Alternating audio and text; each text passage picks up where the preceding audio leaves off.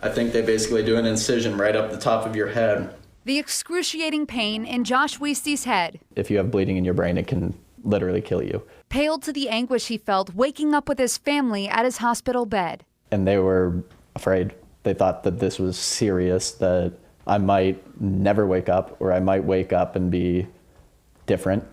He was still grappling with what happened 3 days earlier.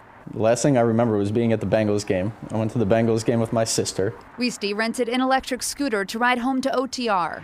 Moments later, he was found lying on Mering Way with a brain bleed.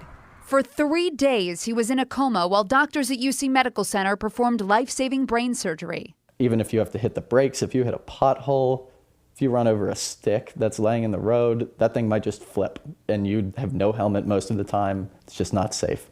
But he's not the only electric scooter victim in our city. I broke my elbow. I dislocated my ankle. I broke my fibula in 3 places. I tore my ACL and my meniscus, and I'm recovering from knee surgery. You're not hearing about these injuries because they're not being documented like they are with a bike or a car. We called every local hospital in the Cincinnati area, and none of them specify injury by electric scooter. So we did our own research. We surveyed more than 250 riders in Greater Cincinnati. Nearly half knew someone who had a serious injury on one, with 14% of those requiring more than 2 days of hospitalization.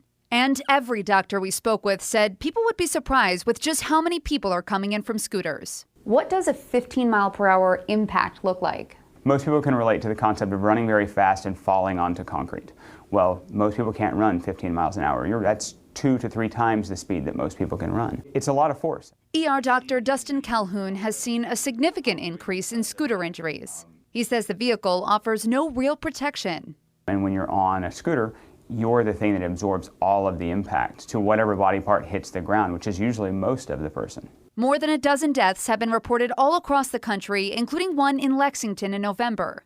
Weistey says he was lucky, only left with a scar on his head. I was incredibly lucky. It could have been far worse. A lifetime reminder of the dangers of electric scooters.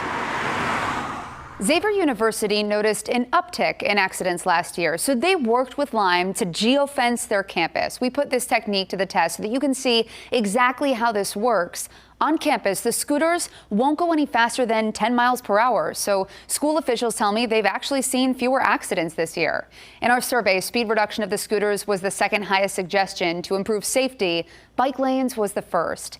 I spoke with Councilman Greg Landsman. He wants to see that similar geofencing implemented within the city. He and a representative from Lime Scooters both tell me that the city and the company are working together on a new contract. Now, while that contract does not include any new safety rules, they both say they are still in negotiations. Megan Mitchell, WLWT News 5.